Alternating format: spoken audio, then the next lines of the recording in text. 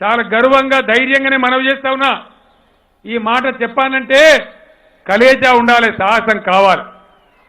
ఈ దేశంలో ఏ ముఖ్యమంత్రి చెప్పలే వచ్చే ఎలక్షన్ల లోపు మిషన్ భగీరథ ద్వారా ఇంటింటికి నల్లా ఇచ్చి నీళ్ళు ఇవ్వకపోతే నేను ఓట్లు అడగా ఎలక్షన్లో రాను అని చెప్పడం జరిగింది. ఇది ఎవరు చెప్పరు, సాధ్యమయ్యే పని కాదు. ఇండియాలో ఇదివరకు చరిత్రలో, భారతదేశ చరిత్రలో ఏ రాజకీయ పార్టీ అధ్యక్షుడు, ఏ ముఖ్యమంత్రి చెప్పలే. కానీ కేసీఆర్ చెప్పినాడు. నేను ఈరోజు గర్వంగా ప్రకటిస్తా ఉన్నా. నేను వచ్చే ముందు, సభకు వచ్చే అర్ధగంట ముందు ఆ ఇంజనీరింగ్ చీఫ్తో మాట్లాడితే ఈరోజు సాయంత్రానికి 22,000 గ్రామాలకు శుద్ధి చేయబడ్డ నీళ్ళు అంతా ఉన్నాయి.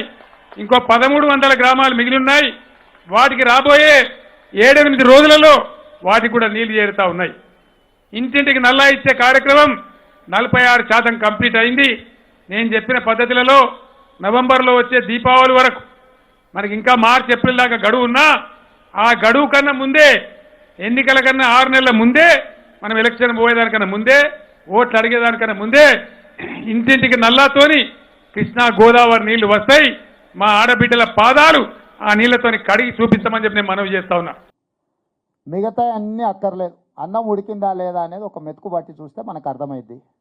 ప్రధానమంత్రిని పిలుచుకొచ్చి కోమటిబండ దగ్గర మొట్టమొదటిసారి ఆ పథకాన్ని ప్రారంభించిండు. ఇక్కడ నుంచి సరాసరిగా కోమటిబండకి వెళ్దాం.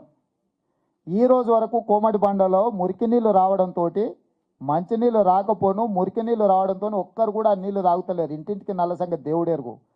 అదేవిధంగా గజ్వేల్ నియోజకవర్గంలో ఏ గ్రామానికైనా పోదాం, ర్యాండమ్గా మీ ఇష్టం, ఏటిగడ్డ కిష్టాపూర్ పోదామా, లేకపోతే ఎక్కడికైనా మీరు చెప్పిన ప్లేసుకు పోదాం.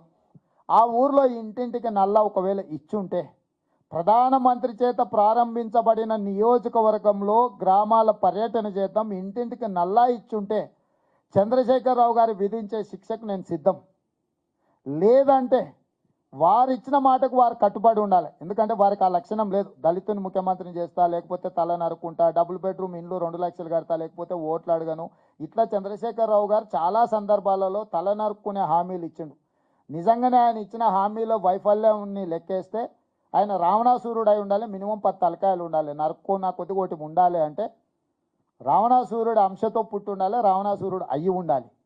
కాబట్టి వారి మాటల మీద నాకు నమ్మకం లేదు. కానీ మీకు విశ్వాసం కల్పించడానికి తొందరలోనే గజ్వేల్ నియోజకవర్గం యొక్క పర్యటన చేసి గ్రామాలల్లో పరిశీలిద్దాము క్షేత్రస్థాయిలో.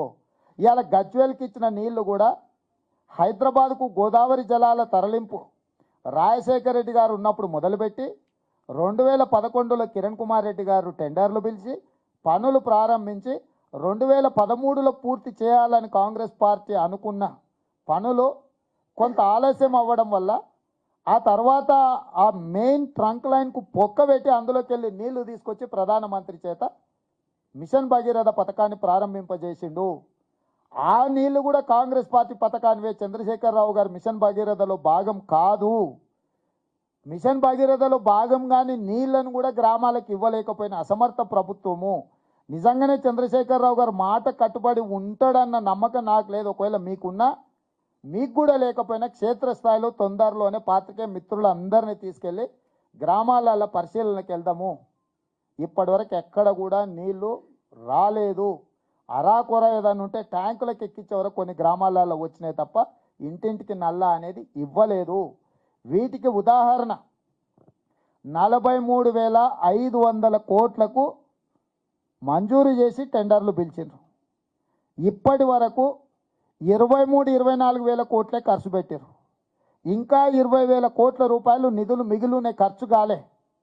20,000 కోట్ల రూపాయల నిధులు మిగిలి ఉన్నప్పుడే అన్ని ఇళ్లకు నల్లాలు ఇస్తే మరి ఈ నిధులు అంచనాలు ఎక్కువేసి దోసుకుందాం అనుకున్నారా? ఖర్చు పెట్టకుంటేనే నీళ్ళు ఇచ్చినామని అబద్ధం చెప్తున్నారా? మీరు మిషన్ భగీరథ ఈఎన్సీ దగ్గరికి వెళ్ళి మీరు చూసుకోండి. 23-24 వేల కోట్ల కంటే ఎక్కువ నిధులు ఖర్చు కాలేదు ఈ రోజు వరకు. నేను నిన్న మొన్ననే తెప్పించుకున్న దాని వివరాలు. 20,000 కోట్లు ఖర్చు పెట్టకుండానే ఇంటింటికి నల్లా ఇచ్చినామని ముఖ్యమంత్రి గారు చెప్తుండంటే, ఒకటి నిధుల దోపిడీ అయినా అయి ఉండాలి, 2 ముఖ్యమంత్రి గారు అబద్ధాలైనా చెప్తూ ఉండాలి. ఈ రెండిట్లలో ఏది నిజమో నిజ నిర్ధారణ కమిటీని నియమించమని ప్రభుత్వాన్ని పాత్రికేయ మిత్రులందరితో సహా వెళ్దాం. ఏంటండి వీడియో నచ్చిందా? అయితే ఓ లైక్ వేసుకోండి, లేదంటే ఓ కామెంట్ చేయండి. ఎప్పటికప్పుడు మా వీడియోస్ చూడాలంటే సబ్స్క్రైబ్ చేసుకోండి.